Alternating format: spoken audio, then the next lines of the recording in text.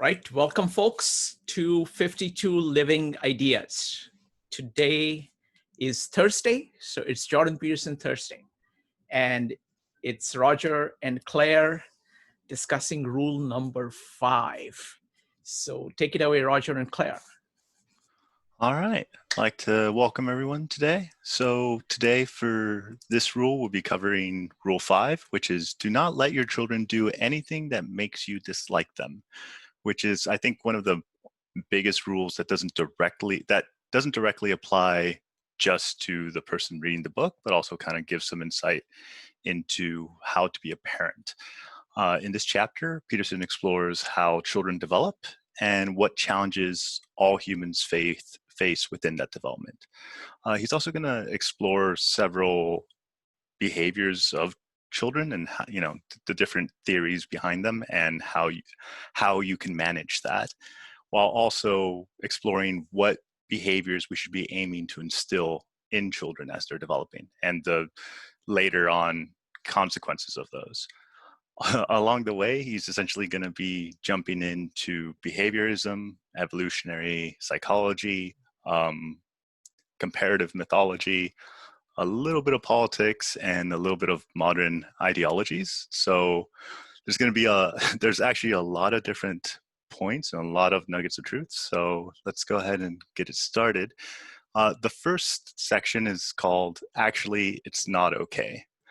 And Peterson kicks it off by giving a lot of stories. And so for most of these stories, we're going to kind of sum them up because there's quite a lot of them. But he points out to his experience in the airport where he sees a child, and I think we've all had this experience, where the child's just kind of following the parents, and every 5 seconds, he's letting out a massive scream, right? And this idea of like, that's a sign that the parents haven't actually attempted to address this problem. And for me, he kicks it off with that, and then right after that jumps on to, or you have the parent that is, he gives an example of a 2-year-old that's just walking around and, creating chaos, but the mother never is willing to correct or say no, or say that the child is doing anything wrong. And it gets to the point where the 2-year-old pushes his little sister. Oh, no, yeah, it gets to the point where what he points out is by not restricting the child's behavior in the attempt to give him freedom, they've actually created the exact opposite. And what that means is they created a child that now cannot ever be not supervised because he wasn't ever taught what is and isn't allowed. The parent must always be there to correct whatever errors the child does. So that for me was like just a huge opener, right? Like in the first couple paragraphs of the chapter. What about you, Claire? What about? Yeah, and it draws you in because though we might not all have children, we've all interacted with children in these different ways. We've all seen these different types of children. We've seen the children at our dinner party that are overtaking the conversation, and the parents are so caught up with that they can't focus and sort of present themselves and be independent. And then I think that, the kid screaming in the airport is like the classic example. And he sets it up right off the bat, I think is an important message of this chapter, which is that more thoughtful parents would have not let someone they truly cared for become the object of a crowd's contempt. And that really is a basic thesis of this chapter, is that it has so much less to do with the interaction that's going on right there between the two parties and more to do with how that child is interacting with the world and the faces they're seeing and the reactions they're seeing. So he starts there with just kind of laying out different ways we see children and parents interact in the real world, and that, hey, to him, there's a line and some behavior is actually not okay. And we'll see what extent later. Right, and he's kind of just starting to build this case of different examples of parents that are very laissez-faire, that kind of just hands off. And he also, the next story after that is that he points to seeing a child hit his daughter with a metal toy over the head. And then he says that same boy, I see, like later, he witnesses the little boy push his little sister onto a glass table. And when that happens, the mother, just in a hush voice, says, "You shouldn't do that," picks up the boy and then lightly taps him on the back, which from Peterson's perspective is, you just rewarded that behavior from the child's perspective, he doesn't understand that that's not something you're supposed to do. And then he kind of dives into the motivations of why mothers in general would do that. And he points out that many mothers naturally have an urge to make their sons the exception of the rules, right? Like there's rules for everyone else, but no, not my boy, not my son. And he kind of then dives into why this may be the case and why, especially for sons and boys, there seems to be such a weird exception on these things. And he kind of dives into, here's where he jumps into the evolutionary perspective. So I was really wondering, Claire, what did you think of his evolutionary case for why in many cultures there's selective abortion, and there's this huge preference for men, and he gives plenty of credence to culture and everything else, but he says another possible one might be the psychobiological factors. Yeah, and it's funny. I mean, he just wastes a mere 3 pages on this, and it's a total just gender deep dive. And it's interesting. So the kind of idea here is that, it starts with the kind of typical American mother who objects to any command of the adult male, but will like go run and make a peanut butter sandwich and is making the whole child's life so safe and perfect and pristine, and just kind of seeing that difference. And it goes to this theme of like the male as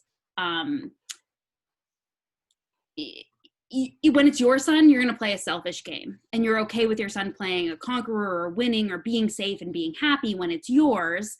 And that sort of potentially the preferential treatment that's awarded during that development does produce a confident, well-rounded man who can hold his head high, but at what cost? And I think, there's a huge cultural element here. And I mean, I think, we see it, machismo is like the one that comes to mind, but like this coddling of manliness, but in a way that sort of disregards the union side of manliness. And that's kind of what he's setting up here, that humans are dangerous, and people of all sizes and developmental stages have a capacity for evil, and that essentially spoiling a son, is troublesome. It's dense stuff. I'll say that. Yeah. And when he talks about that, I also found it really interesting because he points out that, like you said, that a lot of women will, kind of always be like, we'll respect women, but then the type of love that they demonstrate to their son is one of mostly purely servitude, right? It's like bringing their son a sandwich, always kind of just running to deal with any issue that they immediately have. And of course, this isn't everyone. He's kind of trying to target pathological behavior, right? Like the mother that is overly caring, over accommodating. And, for Peterson, he's kind of pointing out, it's like, well, what behavior are you actually, one, standardizing? And then two, what is that boy then going to expect from a mate if the main woman that he's known his entire life has acted in that way, right? It's like, that's kind of, you're perpetuating the very thing. So it's like, to always be careful about what those expectations of, I think someone in the chat put it already, pathological empathy, of, giving too much and caring too much to the point where you've coddled them in an inability to adapt functionally. He also gives an interesting case for why in a lot of different cultures you often see a preference for boys. And like he points out, it's like, yeah, there's also just socially and culturally and economically, there's a lot of reasons. There's also the psychobiological, that is that if you have a girl, you're, from purely just an evolutionary standpoint, if you do have a girl, they can have a lot of children, but normally it caps out, around at the most, maybe like 10 children during their entire lives. But then he points out, it's like the potential for a male, and again, in evolutionary terms, so not in the world we're currently living in, but in the world that we evolved to, there isn't necessarily a cap as to how many mates a male could have. And he kind of points out some rock stars, and he even points out Genghis Khan, saying that 8% of all of Central Asia is in some way related to Genghis Khan. So, and he points out that though there may be a natural impulse from the selfish gene view for mothers and fathers to kind of push their sons to become that, it's a very pathological strategy, right? Because it tends to become way more competitive, and really not everyone can beat Genghis Khan. For every Genghis Khan, there's got to be a lot of other guys that either died or were, subjugated in some sense. And from there, he kind of jumps into this idea of what we see children as, which is jumping into the next section of the Noble Savage. Do you want to take? Yeah, well, there's that great sort of story he tells at the end to kind of punctuate that point, which is a story of his wife sort of taking in a neighborhood kid that, there's a lot of stories in this, both of his clinical work as well as just kids kind of around the neighborhood as he raised his children. And one of the kids, kind of when he was dropped off, the mother said, well, he won't eat all day. It's okay. Don't worry about it. He just doesn't eat. And they sort of immediately rejected that and said, it's not okay, but fine, go on your way. And then sort of tells the story of his wife, he says, tenaciously, persistently, mercifully managing to feed him an entire lunchtime meal. So really sitting with him and grappling with that experience, not letting him fail, and then finally kind of coming back and rewarding him at each bite. That, the mom comes back home and she sort of rolls her eyes and she said, oh, super mom, you guys did it. And they sort of sadly watched them go. And he ends the section saying, the things you can see, even with a single open eye, it's no wonder that people want to stay blind. Oh, sorry, Claire, I definitely jumped Can you hear me? No. Yeah. I definitely jumped a section by accident. But yeah, on the everyone hates arithmetic, for me, the biggest takeaway from this section, which I think he does it in other ones, but Peterson's very known for saying, it's like, oh, everyone hates arithmetic. He's like, I like arithmetic. It highlights some of the bigger issues that we're blind to. And he gives a story about one father who's having issues with his son, putting him to bed every night. That he says, it takes me about 45 minutes every night. And then Peterson's like, oh, well, what are you doing about that? What are you doing to solve that? And he's like, well, nothing. We just struggle with him every night. And Peterson's like, okay, so you're spending 45 minutes a night, 7 nights a week. That's about 300 minutes or 5 hours a week for 4 weeks a month. So that's about 20 hours for 12 months a year. So that's 240 hours a year. That's a month and a half of work weeks that you're spending trying to resolve this. And Peterson naturally is like, do you expect yourself to like your child after this, after him, or do you expect your child to like you after this? And kind of when he points out that sometimes the things that we do that become habits and that are predictable, we become blind to, but they actually make up most of our life. And the idea is that if you spend time and put enough effort into resolving the small, habitual, day-to-day tasks, you can actually end up resolving most of your life as far as time-wise. If every night you're having trouble going to bed, dedicating yourself, regardless of how much time it's going to take, because without taking the time to deal with it, it's just going to continually go, to truly try and address even the small issue that might, could resolve just 15 minutes of your day, then deals with, it's exponential growth, right? As it just keeps going, it just keeps adding and adding and adding more and more to a percentage of your life. So for me, that section was one of the most important. And now moving to the Noble Savage, which is the idea of well, why do we treat children like this? Why do some parents seem to want to treat children like this consciously? And he opens up with another great quote of just kind of how we have ideas. And this is a very Jungian idea, that every person is a follower of a influential philosopher, whether they know it or not, right? And that's kind of Jung's quote of, people don't have ideas, ideas have people. And he points out that Jean-Jacques Rousseau, a philosopher, always had this idea of the pure child. The child was is born pure and innocent and is slowly corrupted and forced by society into its mold. But, you know, the child, when it first comes out, is too innocent and naive to know any better, right? So there's this purity associated to it. And Peterson kind of pushes back on that idea of quite a lot. Yeah, and it's a pre-civilized state. You know, it's an ideal more than just childhood that is around just sort of lack of order, and the beauty of it, the divine child, the potential of youth. And Peterson, as you're saying, Roger, offers the opposite, that in his experience, people actually become more ethical as they age. And he sets up this amazing quote that's like, 2-year-olds are in the most violent category. And then he goes into some awesome Jane Goodall references around Jane Goodall's research in chimpanzees and just the horrors that she witnessed within these tribes of animals. And I think you see that especially in social monkeys and apes, is, you know, these things will rip off each other's faces and cut blood and sip blood from each other. And they're 3 times as strong as humans. And just the atrocity. And I think that he's calling to, again, this Jungian kind of idea of the shadow within all of us.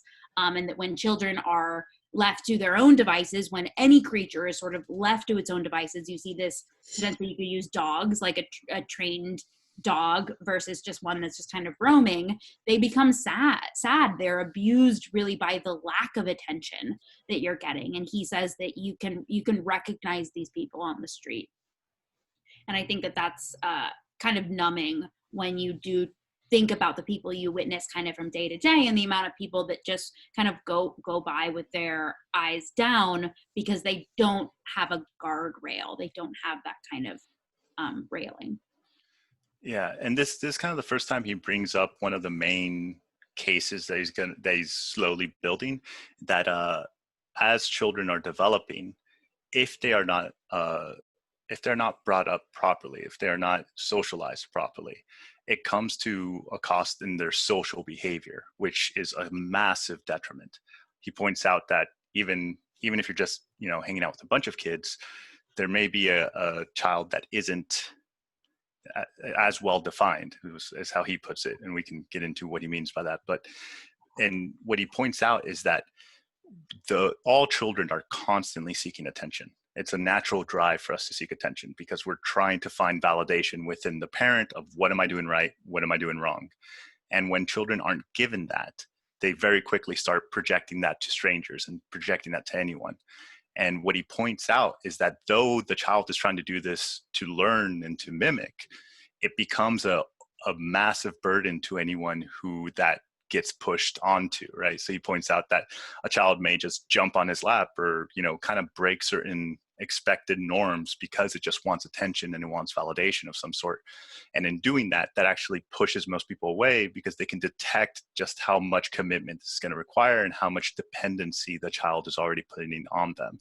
And he notes is like, even children will pick up on this and will just avoid the child. They'll be like, nah, you know, it's too much hassle to play with you. I don't want to play with you. I'll play with someone else who's not as needy.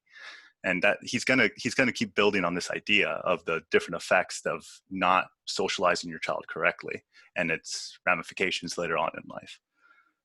And to answer, I saw this question in here too, of how does this relate to people that don't have children, of which there are many ways, and we'll talk about. But I think this is one of them, is that, hey, these children become adults that we interact with on a day-to-day basis. And so this sort of dynamic of the way we interact and the way we project feedback back onto the people that we interact with, and that sort of feedback loop, that's something that is very natural, I think, in all of our day-to-day interactions, and a lesson that we can all take. Yeah, and then from there, he kind of starts to move on to, okay, so we have a general idea of how children are perceived and why that might be it. And then the next question is like, well, what's the parent-child relationship? And why is that not more, it's like, could there be issues there? And kind of what he points out, that many parents in modern times are extremely concerned about being liked by their children, right? They act as though the aim is to be their friends. And kind of Peterson makes a real good point here where he's like, look, a child will have many friends, but he's only going to have 2 parents.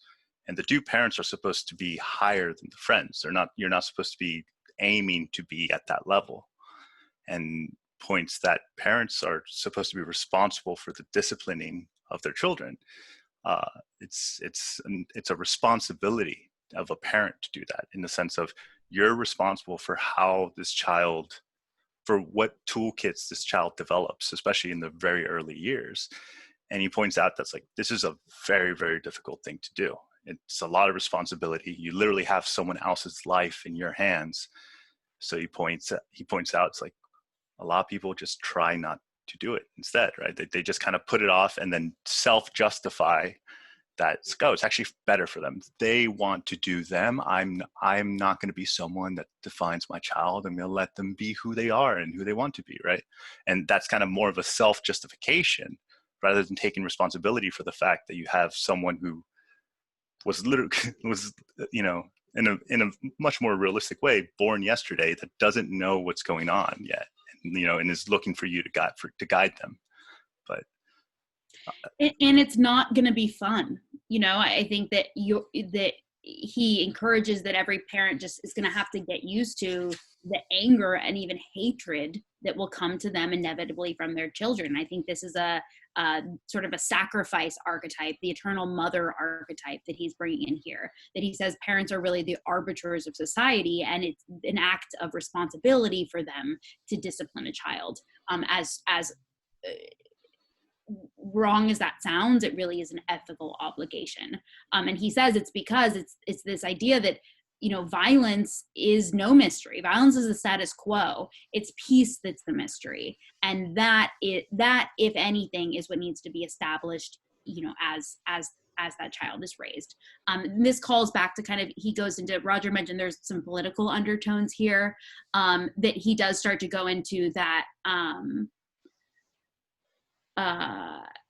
Each individual's person's troubles cannot be fixed by parenthood in general and by parents in general. It's not fair to blame the larger society. And that really, if we break down the past, horror and terror really lurk behind the walls that our ancestors have built up around us. And so it's not fair to just come in and break down those walls and sort of blame parenthood for the corrupting force between that Rousseauian purity.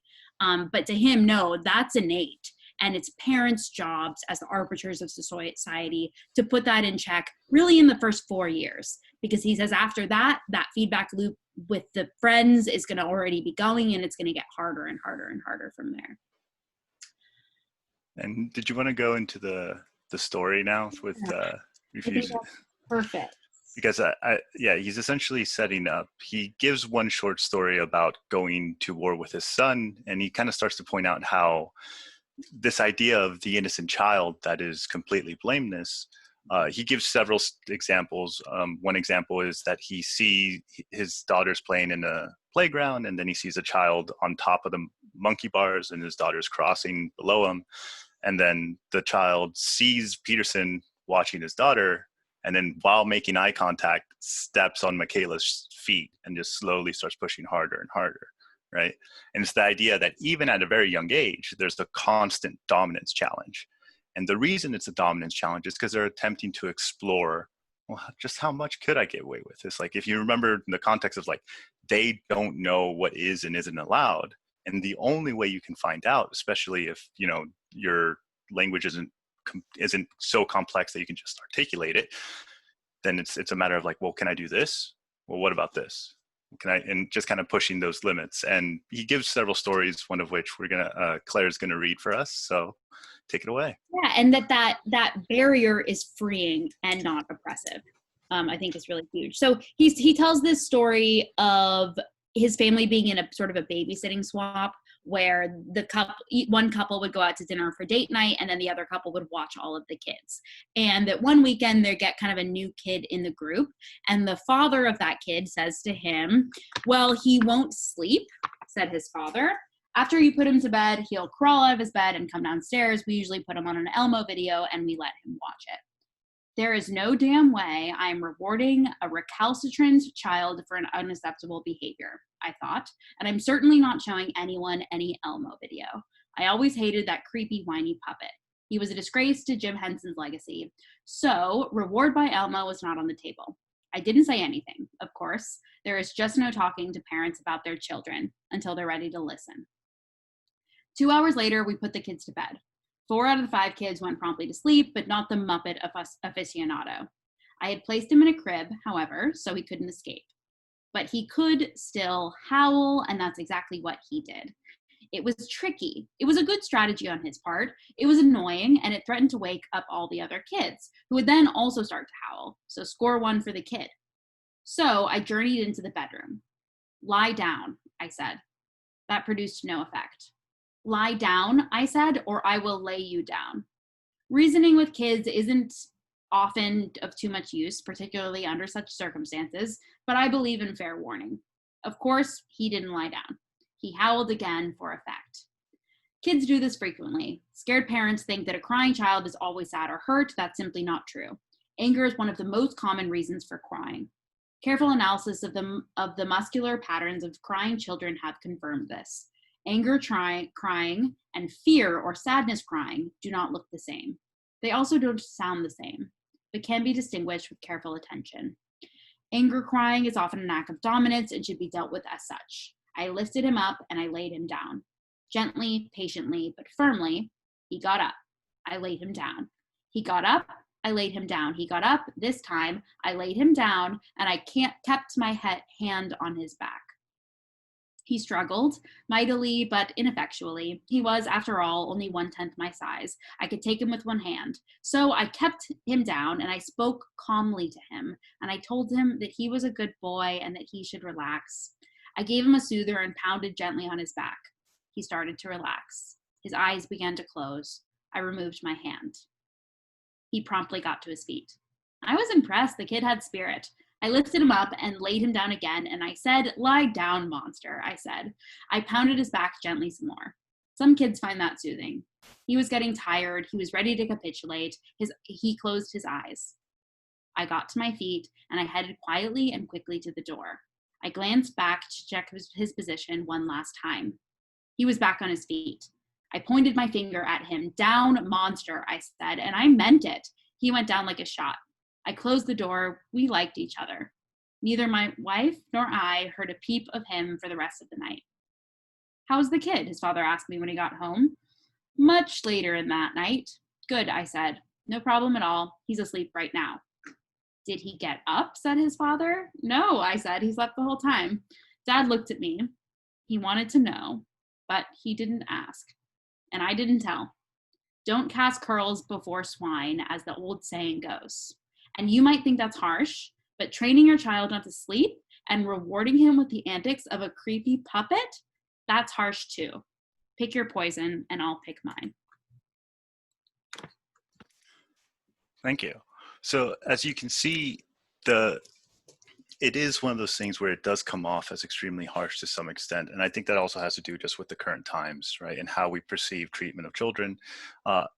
And what he's kind of pointing out is that there is some necessity to put barriers as to the understanding of the culture and the understanding of the expectations. Because the main issue is it's actually much more damaging not to do that. As he points out, it's like rewarding your child for staying up is not a good strategy, which when I read this, for me, it immediately clicked. I was like, oh yeah, all through high school and when I was a kid, I'd always stay up playing video games. It's like, that might explain why I always have trouble sleeping, because my brain's like, no, that's right now at like 1 a.m. That's when we have the most fun. What are you doing? Why do you want to sleep? So I really liked that story, and thank you, Claire, for reading it. Yeah, absolutely. And I think the really important element of that, which we'll go into a bit more, is that it's also even more important to reward someone when they do something well. That's where the power is. It's much less even about the negative, but that is where the power is. And again, this is one that works whether it's not your children, regardless of the person. Especially relationships. He goes into a lot of how this works for relationships. Okay, I won't get into it. Well, yeah, moving forward. No, yeah, we're right on it, because the next section is called Discipline and Punishment. And on this one, he's really dives into behaviorism and behaviorist theory. And the grandfather of that is V.F. Skinner, who is one of, I think he was the one that said that all I need is enough time and I could make a man do anything, right? It's like this idea of like, just give me enough time and I can teach any animal to do anything, including a man. And this idea kind of goes with positive reinforcement, because B.F. Skinner believed that you can basically just reward behavior that you like, and it kind of becomes more and more refined. From the behaviorist perspective, at least one theory that they have is that's also how rituals and religions start, is some random reward happens. The animal associates that reward with whatever they were currently doing. So then they start repeating the same action again. One study was like chickens just started bobbing their heads up and down when they were given random rewards. And it was just because like they were just bobbing their heads, and then like they would get a reward. So then kept doing it again until it happened again, which would then reinforce that. And it just like, it spirals into a loop. But that's kind of his main theory of being able to reward behavior. And he points out that you can teach anyone anything with positive reinforcement. He gives a slight explanation as to how you can do this. And essentially what you do is you figure out a goal, and then you watch whoever you want to do it like a hawk. You have to be constantly paying attention to them. The moment they do anything that's even remotely close to what you want them to do, immediately you dive in and reward them. And as the more you do it, the better the stronger that reinforcement becomes. However, as Peterson and B.F. Skinner both noted, the biggest problem with this, as opposed to negative, as opposed to punishment, is that, and the reason why people that say you should only ever use reward to train your children or to teach your children, is that reward is much, much, much more resource dependent. So you have to spend all your time watching them. You have to be able to constantly reinforce that behavior. And if you don't, that reinforcement isn't as effective, right? So you have to constantly be watching them, and the reward that you give has to be quite strong. So he points out that that Skinner would have to starve most of his test animals to the point where they would be very motivated by food. And that's why it works so well. So that's kind of the case where it's like, look, we function kind of on reward or punishment. And he breaks those down further later on, but we essentially have reward or punishment as tools to teach a human being. And though reward is great, it requires that you're constantly monitoring the thing that you want to modify the behavior of, whereas punishment is you provide some form of punishment that gives direct feedback to, in this case, the child, that says, no, the thing you just did is not acceptable. We're not doing that, and you should stop doing that, right? And it's a quick association. But this is huge. I mean, it's applicable in work environments, especially, of drawing that line, but also it's so much easier to discipline than actually have context to reward someone at each stage. But they say to get into that flow stage, the more you can be rewarding closer to the action actually occurring. It's like a clicker with a dog. The sooner that happens, the better. And relationships, again, is a really big one of like, there is little to no hope in bickering about something that one person in the relationship did wrong. Where there is hope is in that slow pattern of kind of resonating and rewarding. And there's a Sleeping Beauty example here. Do you want to go into that? Yeah, because I think here's where he brings his comparative mythology and brings in the idea, a lot of his maps of meaning ideas into this. But he does a Jungian analysis of Sleeping Beauty. And what he points out is a lot of parents may say and intuitively have the drive to just protect their children, right? To, look, my job as a parent is to make sure nothing happens to this little one. And what Peterson points out is he gives several examples of why that's not really a very viable or useful goal. It's like, first of all, you're not going to be able to protect your children, no matter how much you want to, right? The point of having a child isn't that they become dependent on you. In fact, it's the exact opposite, is that they have to learn to become independent. So what he points out is like the goal of, so that's kind of where he's diving into, is like, what should be the goal that you're aiming for as a parent? Should it be to just protect them and keep them safe? And he says, well, eventually that plan works only in the short term, but in the long term actually causes way more problems, because essentially what you've done is the child, as they're growing, does no longer has any toolkits to deal with any of the situations that they might face, because you've stopped them from ever having to face any of them. So then he gives the alternative ideas, like it might be a better strategy to teach your child to learn how to adapt and take on the information most effectively, while also trying to avoid the most amount of pain. And this is where he jumps into the Sleeping Beauty myth, because he points out that that's essentially what that story is about. For those that don't remember, the king and queen have a daughter, and when the daughter is born, they invite everyone, and they happen to forget to invite Maleficent. Or how do you say her name? Claire, yeah. Yeah, right. Maleficent.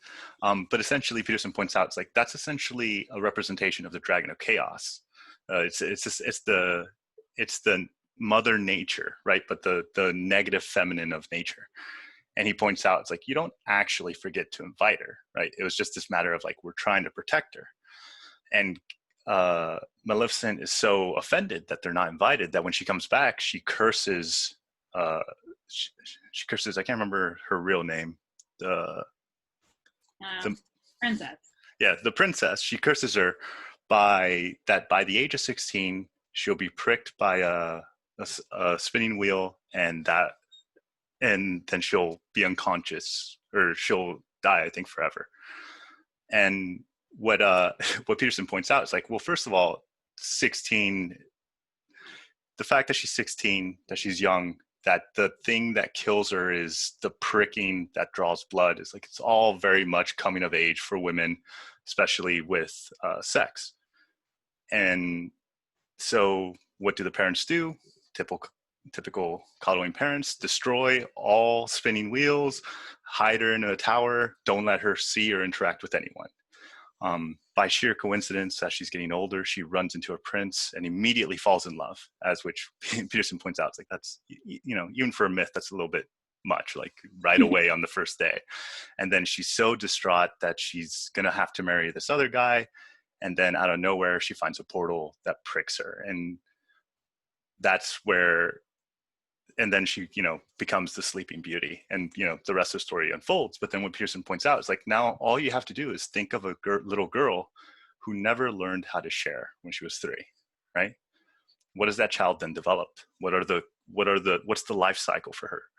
Well, as she grows up, because she doesn't know how to share, she struggles to make friends, right? She can't quite get other people to hang out because she's not very fun to play with. Every single toy, she wants to always take it, but she doesn't even quite understand why she shouldn't.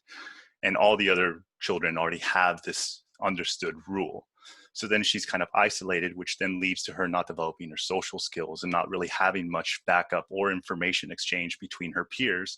And then eventually as she's growing older, she starts to become more and more isolated and more socially just disconnected from everyone else. And for Peterson, he says this now creates anxiety, depression, and a desire for many to be unconscious, or either you can see that as either suicide or just to disconnect from the world completely. And what Peterson's basically saying is like, that's essentially what this myth is trying to warn you about the risk of overprotecting your children, essentially. And that's going to be a really important setup for the next chapter around setting your house in order, and kind of the school Columbine and school shootings, and just that moment where, in Sleeping Beauty's case, he says she chooses unconsciousness over the terror of adult life. Something existentially similar to this occurs frequently with overprotected children. And so I think this is something, the term is snowflake culture, right? That through this overprotection, there comes a moment where we're faced with the evil that lies within humanity, and that's often too much to swallow if given all in sort of one dose. Right. And here's also where he starts to get into a little bit more of the modern day view, or some people's modern day view. And he points out that the counter argument to this is this idea that, well, maybe we should just let kids decide for themselves. Who are we to even, tell our children what they're supposed to be, or why should I push my child to fit into social norms, right? Like, I want my child to be whoever they are. I don't want them to fit into any box that society says they should just because they should. And he also says, like, some people have even called this adultism, and the idea of, like, because you're an adult, you're supposed to somehow inherently know better than the child. So then Peterson points out, it's like, first of all, we should be very careful how we approach this, because if you approach it the wrong way, you essentially are already conceding a lot of their points just by how the question and problem is phrased. But, so he takes it down to several points. The first one is, well, why should children be subjects to their parents? And he says, like, well, that one's easy. The child is completely dependent on the parent, right? Without the parent, the child doesn't become anything other than a corpse, right? It's completely dependent. Its life is dependent on it. More importantly, the child is shaped by its parent. It's a mutual relationship of understanding what the parent is asking and constantly trying to develop to that. The next question is, why should children be taught to follow rules of society? And Peterson again points out that's like, look, the only time that's pathological is when a complete tyranny, right? Like in, Stalinist Russia, where the children are brought up to abandon their family, that the state is actually the priority, right? There's like only in situations that extreme can you really say that it's better that the children not be indoctrinated in that sense. Like, but the current society functions in such a way that it gives you enough room for self-expression, gives you enough room for self-exploration, while at the same time is a cohesive unity that minimizes violence. And then he, bringing back to some of the previous cases that he made, that society itself has actually become less and less violent as we've been developing more and more. Anything else, Claire? Nope. I think that moves us into minimum necessary force. Yeah, go ahead and take it off from there. Or gladly, yeah. So then what is left to do? What action do parents and children have to interact with each other? And sort of what is, in his words, proper use of social control? And this, in rereading it, was really eye-opening. I mean, if you were to read this without the proper context, this would all be quite jarring. But I'm going to go through it, and I'm going to try to give you the context and explain why it isn't. So first, he kind of sets up that the less laws in general, the better. That bad laws drive out respect for good laws. This is kind of a libertarian concept. And so then when interacting with your children, limit the rules. And then use the least necessary force to enforce those rules. And I think that this is true across disciplines. This is form versus function. Limit all of those and use as little effort to kind of achieve them. So limit the rules to what? So he has a great he takes through some possibles. Here's some suggestions. Do not bite, kick, or hit except in self-defense. Do not torture or bully other children. Eat in a civilized and thankful manner. He goes on and on. And so then it kind of leads to, well, so then should you hit a child? And I saw that kind of brought up here of where do you draw the line in disciplining your children and showing your child where the line is? And his response to that, and it's intentionally this harsh, is, I'm going to try to say this correctly. You should not ever say that you will not hit a child. That isn't a necessary rule on the list. But he's going to give you some that are, and he's going to explain why that doesn't sound so absolutely awful as it just did. So first of all, he says, hey, timeouts can be effective. So, pulling someone aside, depraving them of other things can be really effective. And then potentially showing some physical restraint, showing strength, and eventually then he says, okay, if that's all it's going to take, and he just says this, a swat on the backside is all it will take.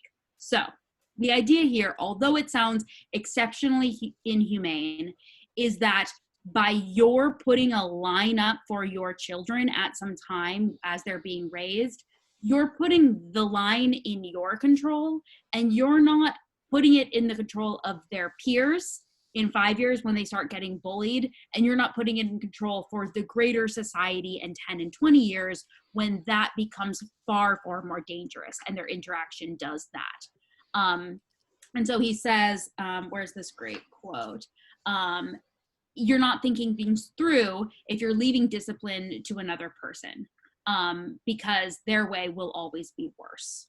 And so I think in my own experience, we talk about it in my family. There was one time I was being a rowdy teenager and my mom hit me on the diaper, and that it's legend in my family. That is the line, and we have not ever come back or had to discuss it. And so I think that's what he's advocating, and he's intentionally he doesn't need to be this explicit about it. I think he's doing it on purpose to prove a point here about kind of the structure of that line and really creating it. So I think I did a bad job at trying to do him justice here, but the intention really, really is good.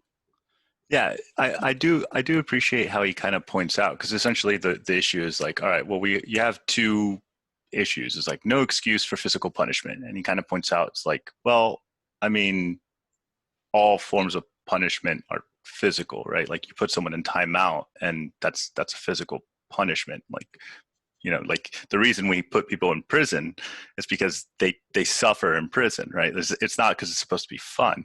And the idea is like, again, one, like Claire said, you never want to say that that's not going to be the case. And then two, it's like, you need to be able to say no. And for Peterson, it's like to say no means that there has to be something to back up that no. Otherwise, all no means is, oh, you don't want me to do that? Okay, I don't care, right? And the child continues to doing whatever it is.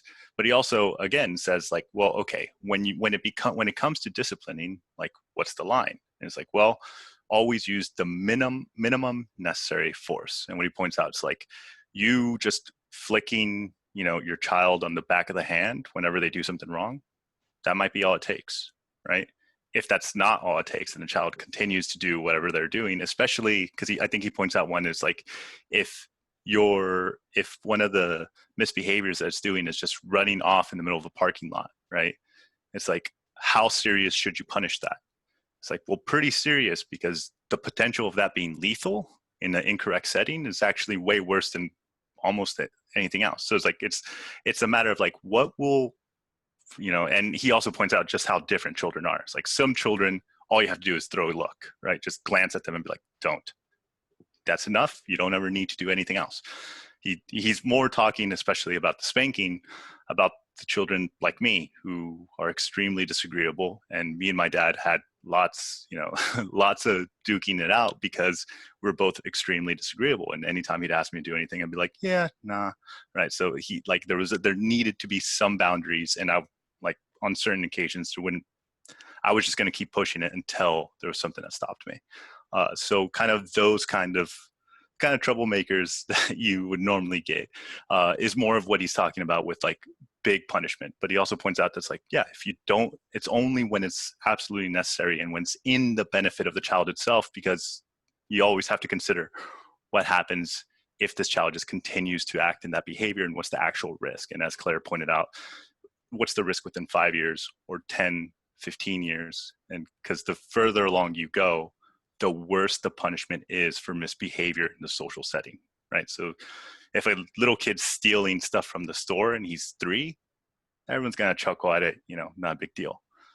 If he's 10, okay, starting to get a concern. If he's 17, now it's an issue, right? Like it starts to progress worse and worse as the socialization becomes more and more expected. And I saw someone make the point of like, doesn't your child become socialized anyway? And that's exactly like one of the cases that Peterson makes, is the idea that it's like there is no real choice between disciplining or not disciplining your children. It is either you who disciplines them and prepares them for the reality in the world, or the world will. And the difference is the world doesn't care about what happens to your child. They're just gonna push it onto them and with way worse consequences and with way less regard for themselves. So Peterson wants to kind of give, like, in summary, just a summary of his principles that of like how to, essentially the how-to of what you should aim at as a parent from his perspective. And did you want to review them, or? Yeah, that's it. All right. Here you go. So the first two we kind of talked about. So limit the rules, and that's what we're doing. So there's a small list of rules, and then minimum necessary force. And I think we've gone into that. The third one is parents should come in pairs. And the real reason, I mean, there's a lot of cross-functional reasons he would say this is true, but the reason he mostly cites in this chapter is it's just a really hard job. It's exceptionally time-consuming, especially biologically. There's a lot of trade-offs that the pair makes much easier and makes that interaction between the parent and child, the one that's supposed to spark confidence, it's way easier to create that when you're not, very, very pissed off. He does a nod here to single mothers and fathers and the effort and courageous act that is. But I think he's just saying, hey, it's way easier if it comes in pairs. Anything I'm missing there, Roger? Yeah, he also just points out that's like, it's not necessarily, it has much more to do with the fact of like, you just need someone else. So if it's like a grandparent or someone, it's just more like the workload and the fact that like, if you're a parent, you are constantly dealing with children, and everything that comes with children, plus you're trying to live your own life as far as like being able to provide for them and then take care of the house and everything else, is like, it's a lot for anyone to take on. And he kind of points to like single mothers as being like, it's like full respect. It's like, but we can't say that it's not easier if you just have anyone else to talk to depend on and to count on, as far as just to split up that much work. Absolutely. And then fourthly, I think he should have used more time to talk about this. I think this is important, is that parents should understand their own capacity for evil, their own capacity to be harsh and vengeful and arrogant and jealous and resentful. And I think that's something we all experience when we come of age and we realize, hey, parents are just as human as anyone else, in that seat. And again, this is a big Jungian concept. Yeah, and he also kind of points out that the main goal of any parent is to essentially be a proxy of the real world. Only your goal is to be more informative and more forgiving. So essentially, what you're trying to train your child to do is to be able to make it in the real world, and you're working with them when they fail to live up to what the world's going to expect of them, right? And any mistakes, whereas in the real world there may be much bigger consequences, you can actually mediate that as a parent, as to what would be the most effective way. And the last section, he kind of breaks down into just what your ideals could be. What the ideal good child would be is someone who is polite and engaging, someone who is not necessarily a pushover, and evokes interest from kids and appreciation from adults. I think this one's one of the biggest ones that, like, when I first understood this theory, I was like, okay, that's a pretty heavy one, because the idea is that you only have until about 4 years old to socialize your child. After that, you're not the main person socializing them. The peers and adults and everyone else is. So now society becomes the main source of socialization. And what he says is, if in those first 4 years, you haven't taught them how to be social, you haven't taught them how to be polite and kind and interesting to the people they will interact with, the people that they will interact with just won't bother to interact with them. And with adults, what he points out is, if you don't teach your child how to be polite and nice to adults, what's going to happen is this is kind of where the rule comes from. If they're doing something that annoys you, and you're the person that created that person, what are the chances that they're going to annoy everyone else, right? So the idea is, like, if you do that, all you've done is given a kid faulty tools so that when they go out in the world, every adult they meet is essentially faking a smile, right? It's essentially like, oh, hey, yeah, nice to see you. And then the minute they leave, like, oh, God, Jesus, I hate that kid, right? And then what the child learns is, wow, all these adults are just constantly lying to me, right? All these adults either tell me they're going to do something or don't, or all all the mistrust that comes from that is like, you're starting them off like that. And that's going to be for the rest of their lives, because they don't even understand what it is they're doing until way, way older, when they're like 25 and start going to therapy, right? Like, that's the only time those things start to really come out. And then, oh, go ahead. And you have sort of an obligation to, you also have a bias to care about them more than everyone else anyways.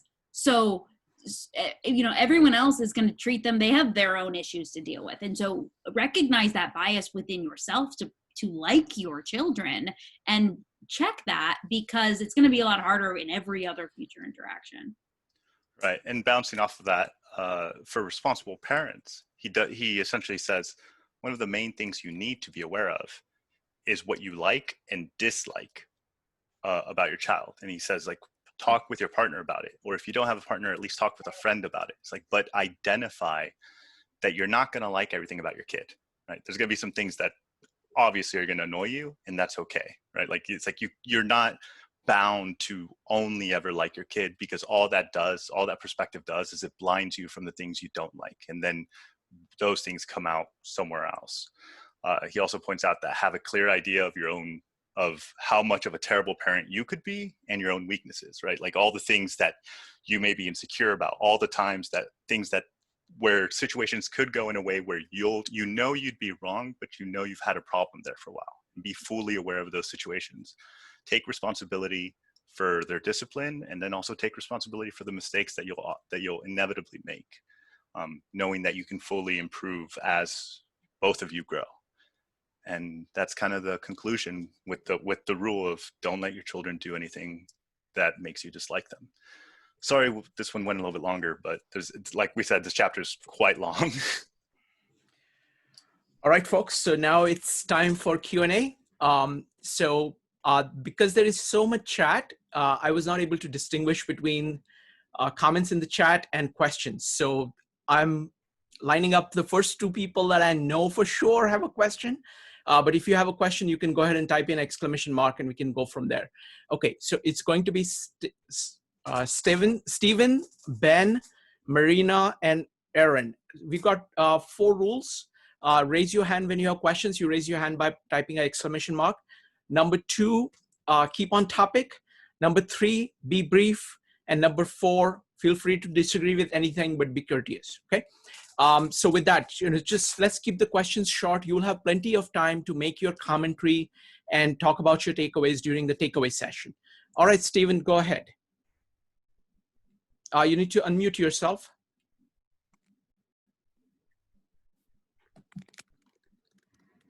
Stephen. Okay, next up is Ben. Ben, go ahead. All right. I was about to say, you were talking earlier, you already answered the one question I had kind of about the child malleability. Like, it's going to happen whether you want to or not. Mm-hmm. So basically, if you don't do it, you're just forfeiting it to society. But the other thing was when you talked about applying it to the relationship when it came to like the conditioning state. And I think the thing where you get into parents and kids is that the parent theoretically should have the best intentions. But if you're in a relationship to an extent, that kind of thing, being wary that could be abused, like rewarding thing that's self-serving for the other person, like being aware of that type of behavior. Yeah, so Peterson actually talked about this, and to some extent he points that out. What he says is kind of like, it's more, I mean, obviously it's like the biggest issue with any form of psychological theories, it can always be abused. But, that's also why he says, like, everything is within the context of you're trying to make the relationship better for everyone, right? So, but he does still say it's like one of the best ways to improve any adult relationship is whenever they do something that you like, find a way to immediately reward that, right? Mm-hmm. And to some extent, like you could try, I mean, it's kind of hard you could try to construe it as like, oh, well, that's, you're trying to trick them or some sense. But it's more of a matter of like, when someone does something nice to you that you want to be done again, reward that. And if anything, I would say that's one of the main uses of compliments. That's what a compliment is, right? It's positive reinforcement for for whatever they've done, even if it is, oh, you dressed nice today. It's a positive emotion that's reinforcing. It's like, oh, maybe I should take more care of my dress or something, right? So to some extent, I do agree, and I can see your point. That's like, yeah, if you have a psychopath that's just kind of abusing you in some ways, like that always can be dangerous. But psychology tends to more be just a tool, and it all depends on what your end goal and what you're using it for. Next up is Marina. Marina, go ahead. You guys did an incredible job, and I always said that we train people how to treat us. I have so many questions, so I'm going to stick with one. When you were talking about consequences, one of in a long line of consequences is anxiety and depression, if you remember you mentioned. He had something close to a nervous breakdown, to say the least. So if he recognizes all of that and preaching it to the rest of the world, why was he not able to avoid it? Are you talking about Peterson? Yes. Oh, yeah. Well, I don't know if you've seen the new interview he just released. I think it was like 2 weeks ago.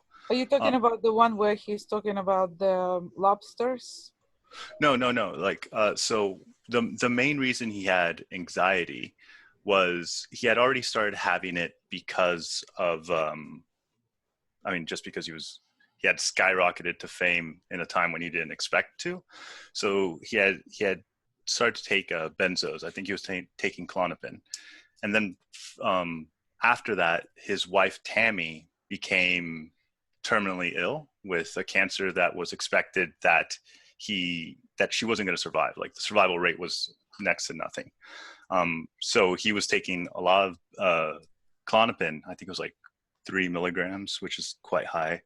And then after that, he started to notice withdrawal symptoms, which Peterson, when he first started, did his research mostly on addiction. So he's quite well versed on addictive behavior. Tried to get off of it, and one of the reasons he was trying to get off of it was because it was starting to have the opposite effect, where the anti-anxiety medication makes you more anxious. So he was kind of stuck between this catch-22 of, he wanted to get off his anxiety medication because it was making him more anxious.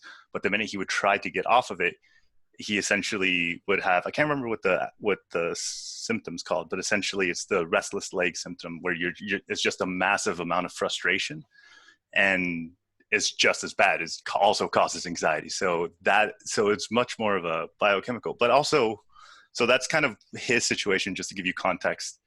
And the second thing, I don't think he ever claimed he could cure anxiety.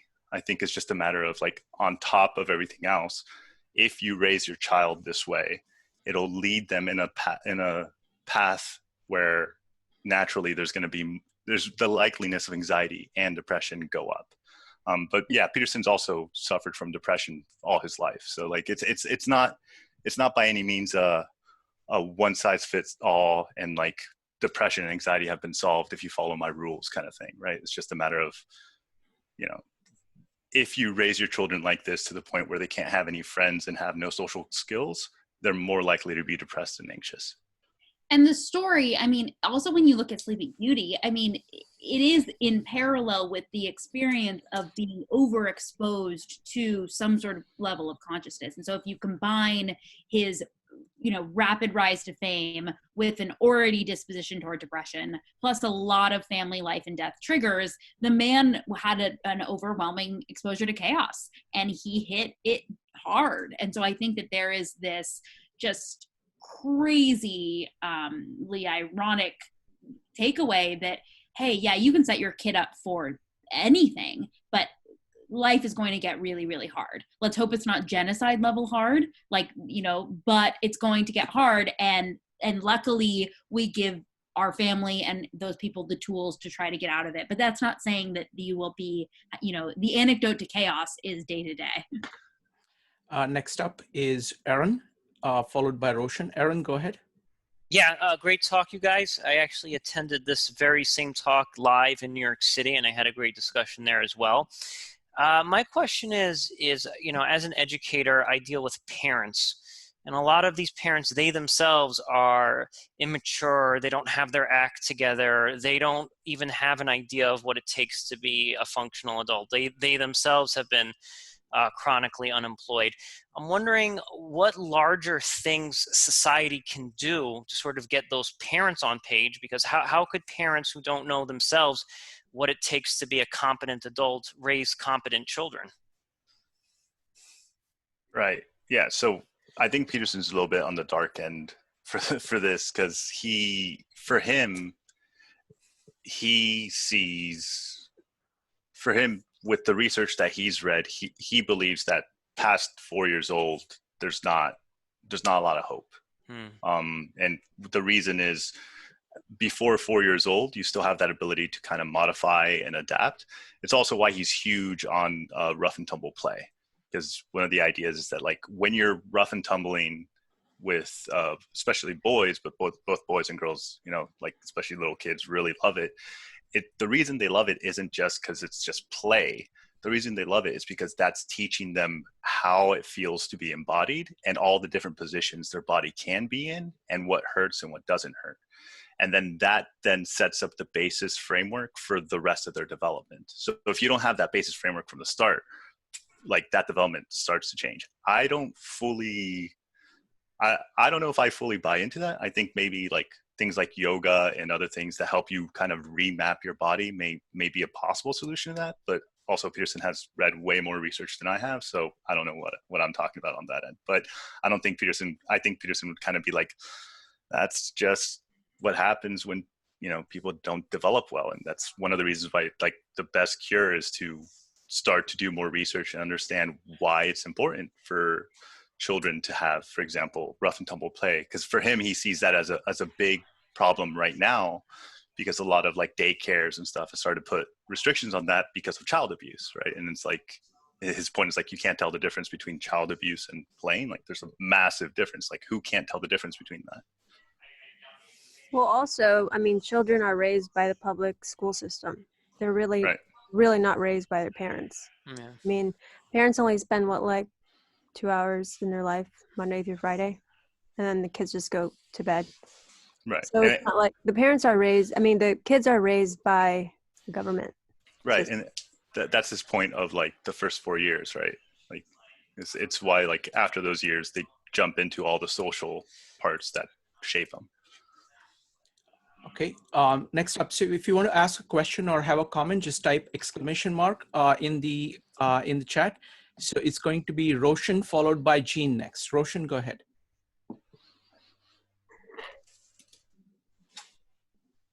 Roshan, you need to unmute yourself. Oh, thanks for that. Thanks for the great discussion. I had a question about if Jordan Peterson talks about over-disciplining, because there was this relationship between disciplining them or the society will discipline them. Is there like a over-disciplining effect where the society decides to like walk over them, or these children become more fearful about things they should not be, or things like that, or are they related in any way is my question. You want Yeah, I mean, I think there are extremes on all sides, and that's what he really starts out with this chapter of, is there are all types. There are the parents that coddle and give their kids everything. There are the parents that ignore. There are the parents that are overly disciplined and far too focused, and every extreme has its balance that we really want to avoid. And I think in that case, in the case of too much order, that borders on sort of fascism, nationalism. The child comes out with a predisposed ideology and not that ability to explore, too rough and tumble. So that's the flip side there. But I think that's what he's really trying to lay out here is every side has its opposite. Right. And that's kind of what he points out with why parents should understand their shadow, and, just how he gives some examples of, like, if your child is constantly annoying you and embarrassing you in public, but then you don't hit them, you just give them the cold shoulder, He's like, well, that's actually just as damaging, if not possibly more, because you're not informing them what they did wrong, but you're still making them pay for what they did wrong, right? It's like, so you're hitting them twice. You're robbing them of the lesson, and you're punishing them for breaking a lesson they didn't understand. So like, yeah, it can definitely go both ways. A really good point, Roger, is that it's in with all of us to figure out what that could look like, and it will play out in one direction, and it's probably more to do with us than the circumstances of the direction it falls out. It's interesting. Next up is Jean. Jean, go ahead. Yeah, I think I actually agree with what the other person mentioned earlier. I think a lot of parents don't really equipped with all the knowledge, psychological, whatever, to educate their kids. So when I read that, oh my God, 4 years old, my kid's already all damaged. But actually, I don't really believe that is the case, because in my own life, I saw people change in every stage of their life. You know, some people actually I know one actor in Hong Kong who grew up in terribly family, and he ended up become the best person. So I think we still have hope. And we all, I think most of the parents, we all try our best to, you know, do what we can. You know, I have all this book I need to read. I never have time to read all this education book. And I actually, the other day, I was discussing with another person. I said, you know, the society to help all the social problems actually, and it starts with a kid who's grow up in a ill-equipped family. You know, nobody wants to be bad. You know, they just grow up that way. They don't know better. So the real way to solve all the problems, actually to educate, free education for all the parents. Maybe give them education before they have the kids and continue education during they raise the kids. You know, the people who actually have the means, they will try to do that on their own. But a lot of people, they may not be able to. And those actually create a lot of people, they're in the lower bottom of the society, create all the problems. And it's very hard to change for a lot of them. Right. And just to clarify, it's not as though once you're past 4, you don't change. It's more a matter of once past 4, as I think it was, I don't know who said it, but once past 4, that's normally around the time when school starts. So then the main socializing force is no longer the parents, right? It's no longer in your control what the child is learning. It's more up to the people that they surround themselves with, and who they surround themselves with, and how well they are in that is from the skill sets that they've been given up until then, right? So that just wanted to clarify. It's just a matter of time and how much time you're spending. Although I think someone in the chat did say that because of the quarantine, a lot more parents are spending a lot more time with their children, which is definitely a benefit. Okay. So we're going to take a question from Joe, and then we will do breakout rooms, and then we can come back. We'll come back and talk about our takeaways. Joe, go ahead. Yeah, you had talked a little bit about how, you know, parents should be managing their children towards social norms, but isn't that considering like that the social norms are something that are desirable at that particular moment in time? I mean, because just think about this turn of the century or something with slavery or something along those lines. Right. I mean, you're assuming some kind of, you know, ideal that you're then managing your children towards. So these social norms may not be just. Therefore, you know, I find it hard sometimes to think that maybe that's the way we should be looking at it. That's all. Right. So I think more for social, I wouldn't say so much social norms as in ability to socialize and ability to be within the social realm. So yeah, like I don't think you should be teaching, I don't think you could, even if you tried. From what I know is almost everyone I know disagrees with their parents on politics, right? It's almost always a natural thing that comes up with adolescence. But so it's not so much like you're supposed to imprint your ideology onto them. It's rather you're supposed to transfer your skills of sociability to them.